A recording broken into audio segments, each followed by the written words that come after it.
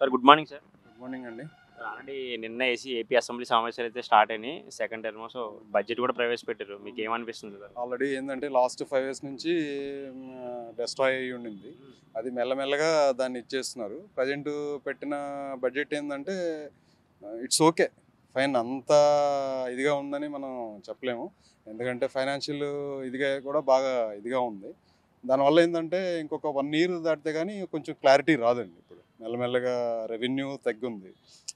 జిఎస్టీలో కానీ అన్నిట్లో కానీ ప్రతి ఒక్కటి రెవెన్యూ జనరేట్ అయితేనే మీకు 10 మంది ఏదైనా జాబ్స్ అయ్యి వచ్చి 10 మంది ఎంప్లాయీస్ వచ్చిన తర్వాత ఏమైందంటే ఆటోమేటిక్లీ జనరేటెడ్ రెవెన్యూ దెన్ ఏమవుద్దంటే కొంచెం మెల్లగా ఇదవుతుంది.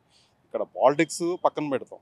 పార్టీస్ ఎలక్షన్ అన్నప్పుడు మాత్రమే దాని పాలిటిక్స్ డిఫరెంట్ ఒపీనియన్స్ ఉండొచ్చు, ఒక్కోసారి ఒక్కొక్క ఇది ఉండొచ్చు. బట్ ప్రజెంట్ ఏంటంటే ఆంధ్రప్రదేశ్ ఏంటంటే ఇది అవ్వాలి, రీబిల్డ్ అవ్వాలి. మెయిన్ లాస్ట్ 5 yearsలో there is no jobs. And present అయితే బీటెక్ పాస్ అవుట్ అయిన స్టూడెంట్స్కి they have no jobs.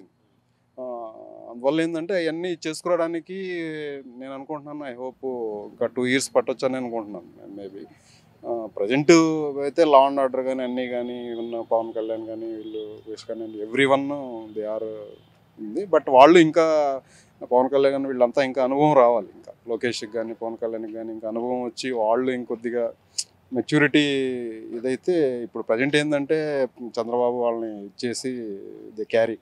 But వాళ్ళు ప్రూవ్ చేసుకోవాలంటే ఇంకా 2-3 years పడుతుందని అనుకుంటున్నాం. బట్ ఈ బడ్జెట్తోనే మనం ఏం చెప్పలేము. ఇంకా నెక్స్ట్ ఇయర్కి కానీ మనకి క్లారిటీ రాదు. ఏంటి ఆంధ్రప్రదేశ్ ఎలా ఉంది, వాట్ ఈస్ ఇది అన్నట్టు.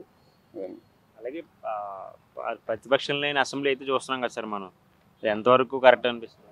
అదైతే కరెక్ట్ కాదు. బట్ ఇది వరకు డిబేట్స్ బాగా జరిగేటి. నేను బాగా 94లో కానీ 99లో కానీ 2004లో కానీ రాజశేఖర రెడ్డి గారు టైంలో కానీ అప్పుడు బాగా చాలా మంచిగా ఉండేది. దాంట్లో నుంచి చాలా పిక్ చేసుకునేవాళ్ళం. యాజ్ ఏ మేము డిగ్రీ చదివే టైంలో కానీ మంచిగా రాజశేఖర రెడ్డి కానీ చాలా మంచిగా చేశారు తను కూడా. దాన్ని కానీ ఆ లెగసీని కంటిన్యూ చేయబట్టే ఈరోజు హైదరాబాద్ ఇంత జనరేట్ చేయగలుగుతుంది. అలా మొన్న కూడా చేసుండి ఏమన్నా క్వశ్చన్స్ రేస్ చేసి తను ఇచ్చేసి ఉంటే ఇంకా బాగుండేది. అసెంబ్లీకి వెళ్ళి ఇదవ్వాలి ఎవరైనా. 1 man అయిపోయింది. ఇప్పుడు 1 man అవ్వకూడదు. ఇప్పుడు కూడా 1 man అయితే ఇప్పుడే అవసరం. ఇలా నిజాయితీ నిరూపించుకోవడానికి ఇప్పుడే అవసరం. ప్రతిపక్షం లేకపోయినా కానీ చంద్రబాబు నాయుడు అనే వ్యక్తి ఇంత అనుభవంతో నిజాయితీగా అన్ని రీటెండర్లు చేసి ఖర్చు అంతా తగ్గించేసి ఇంతకుముందు ఏంటి ఇప్పుడు ఏంటి అనేది చూపించాలి. చూపిస్తే ఇప్పుడు ఈయన అనుభవం ఈయన లాస్ట్ స్టేజ్ పాపం. సో ఇప్పుడు ఇది లాస్ట్ ఈయనకి భగవంతుడు ఇచ్చిన అవకాశం. అది బంపింగ్ మెజార్టీ ఇచ్చారు, తిరుగులేని మెజార్టీ. ఎక్కడైనా సరే అంతా సెంట్రల్లో కానీ ఇక్కడ కానీ ఆయనకి తిరుగులేని మెజార్టీ ఇచ్చారు. చంద్రబాబు నాయుడు అంటే ఇంతకుముందు కన్నా ఇప్పుడు ఇంకా పవర్ఫుల్ లీడర్గా గుర్తించి తెచ్చుకున్నాడు. సో దాన్ని ఆయన ప్రూవ్ చేసుకోవాలని ఇప్పుడు సువర్ణ అవకాశం ఆయనకి ఇచ్చింది, భగవంతుడు ఇచ్చిన ఒక అవకాశం అది. సో స్టేట్ని రూపురేఖలు మార్చేంత సత్తా కూడా ఉంది ఆయన కాడ. అనుభవం ఉంది, సత్తా ఉంది, తెలివితేటలు ఉన్నాయి, వ్యవస్థల్ని ఎక్కడెక్కడ మేనేజ్ చేయాలని చేయగలడు. సెంట్రల్లో బలం ఉంది, ఈయన అవసరం కూడా సెంట్రల్కి ఉంది. సో ఇప్పుడు సెంట్రల్ నుంచి ఇంతకుముందు ఎట్లయితే జగన్ అక్కడ తెచ్చుకొని సంక్షేమానికి వాడాడో ఇప్పుడు సంక్షేమానికి వాడకుండా అవసరం ఉన్న 10 మందే అవసరం.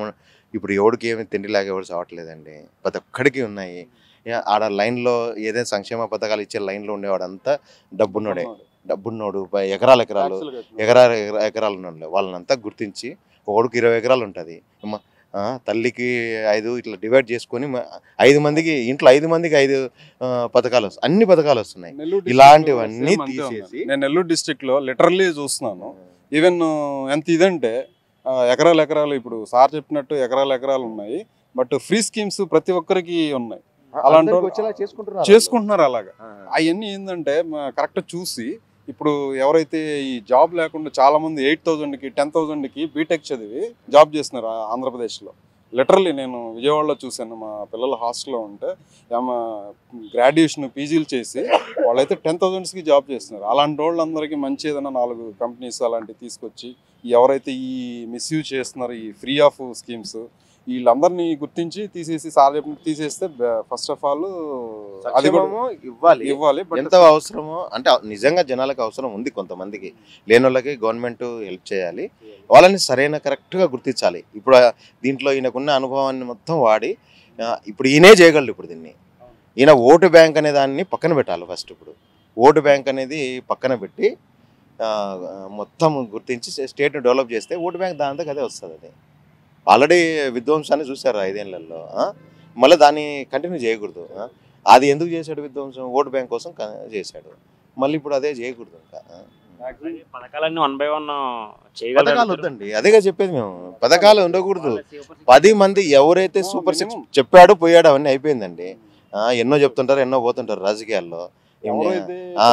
ఏ రాజకీయ నాయకుడు అన్ని చేశాడు చెప్పండి? ఈవెన్ రాజశేఖర రెడ్డి కూడా చెప్పినవన్నీ చేయలేడు ఎవడు.